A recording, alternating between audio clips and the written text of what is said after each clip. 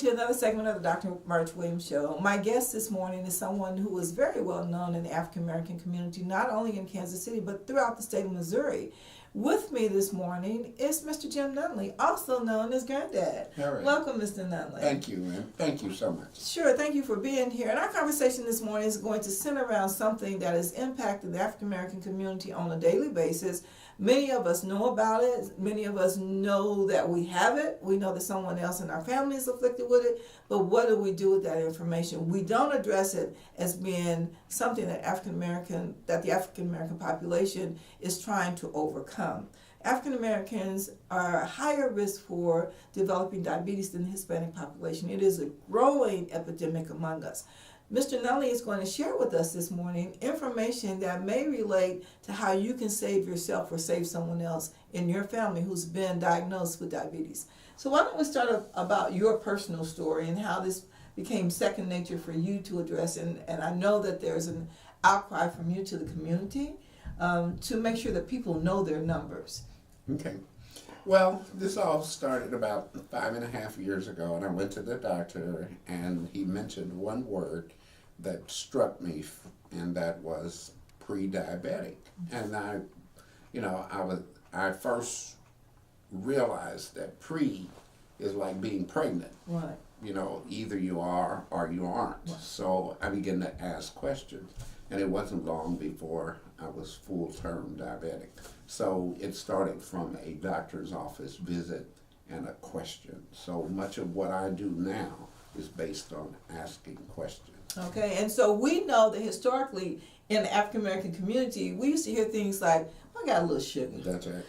And people always associated with, I have a little sugar with maybe that I'm pre-diabetic or that I have a lower level of diabetes. And I know there's a difference between diabetes 1 and diabetes 2. Mm-hmm. Can you share the distinction between the two of them? All right. Diabetes 1 is something that usually starts at a younger age. That's diabetes 1. Diabetes 2 is something that starts late in life.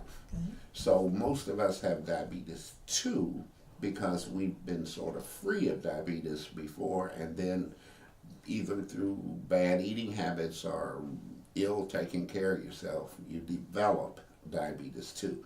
So the 2 is a developed disease. Okay. It sets in late in life. And that's what makes it so horrible, because you go along sort of healthy, and then all of a sudden you're unhealthy.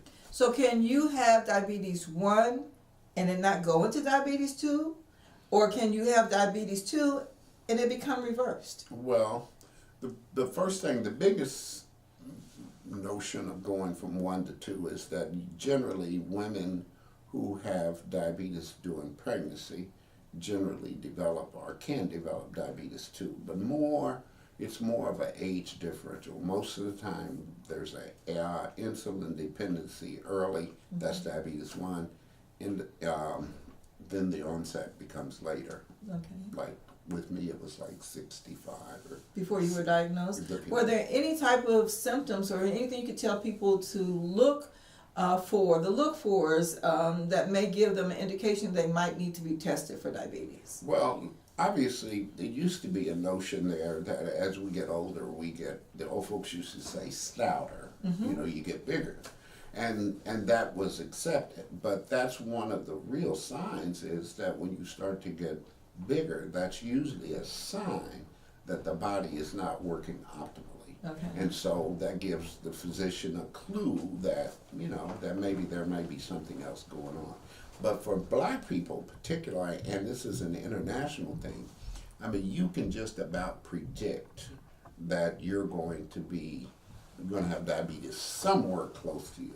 May not be you, maybe your sibling, maybe your grandchildren, but you're going to likely have diabetes somewhere in your family. Okay, so is there something that we could do with nutrition early on? We hear a lot about, and people seem to associate sugar, again, with diabetes, that if I eat a lot of candy, if I eat a lot of sweets, then I'm going to be on track to be diabetic. But we know that the system breaks down certain foods that turn into sugar. So are there certain things that we should look at meal preparation? And I know that you have a wonderful support team with the Rock and Roll Girls, or Shake, Rattle, and Roll, I think they call themselves, that helps with not only nutrition and preparation of food, exercise, and I know that Dee Barker, Estelle Brooks, and Nadine Ferris are the three who really kind of pull it together. And they are my motivators because they actually provide a much bigger service than they think they do. Yes, yes. Because they're what's called path clearers. They clear the path. They're making it very simple for us. And basically what you need to do is eat less, exercise more, and most importantly, stay as fit as you can. Okay. And fit by meaning not only mentally fit, but move around and whatever. And all of these three wonderful ladies embody that. And so we sort of hooked up and we've kind of formed a team and we keep doing things to address diabetes. I know that you had a, I guess it was a community gathering. My mother was a part of that. Yes. My mother is diabetic. She's been on insulin for a year. She's 89 years old and just went on insulin during her 88th year. So I'm thinking, wow, I know that she has been medicated to kind of control the diabetes up until that point, and then she became insulin dependent. And so we started with the insulin a year ago in October.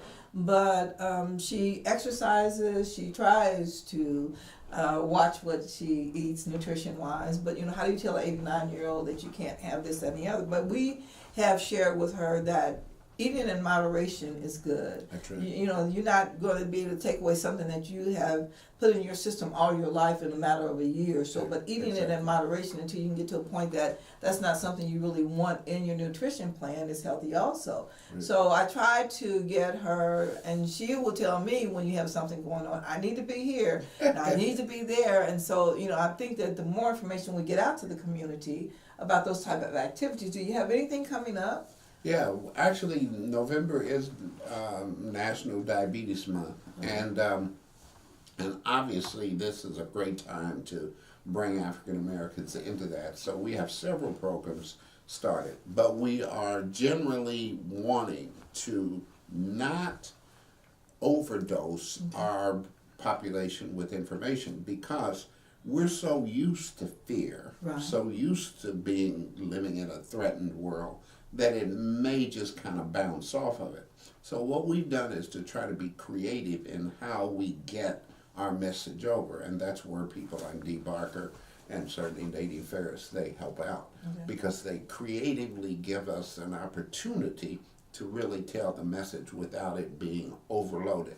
You mentioned your mother being 89. Unfortunately, you know, that's the way it is. But your mother has already exceeded life expectancy. Absolutely, yes. And just a little attention or a little change in your life will make a difference. No one believes this, but there was a time when I weighed 262 pounds. I now weigh 215. I'm at my normal ideal weight. And all of that has contributed to my at least control of my diabetes. So you can live a long time with it if you just moderate, as you say. And I understand that because Mom has started exercising, you know, and like I said, eating right, and she's always wanting to go because information is power. Whether she chooses to follow everything, if she can just glimmer something from what you guys give, I feel like we've won half of the battle. You are. And people like you help us so much. Well, because in the caregiver, you know one thing. You know more about the older people than the older people can comprehend. Right. Now this, I sat in a doctor's office and I, you know how shameless I am, and I just asked people, who knows the most about your health care? You would think they would say the doctor. That's not true. It's the caregiver. Right. It's somebody that's looking after them, that tells them how many pills to take and whatever. These are the most important people when it comes to controlling diabetes. Okay, and one last thing before we go.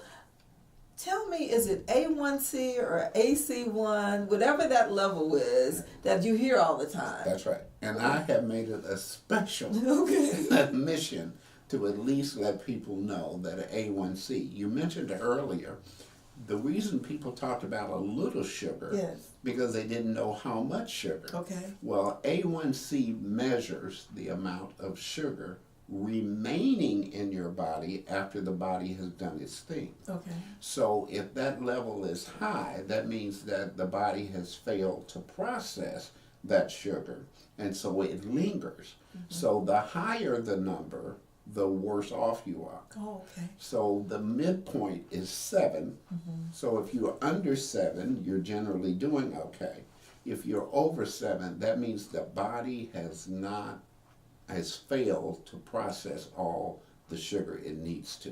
Okay. And so that's what A1C is. It's a measurement. It's not a little sugar anymore. It's a A1C.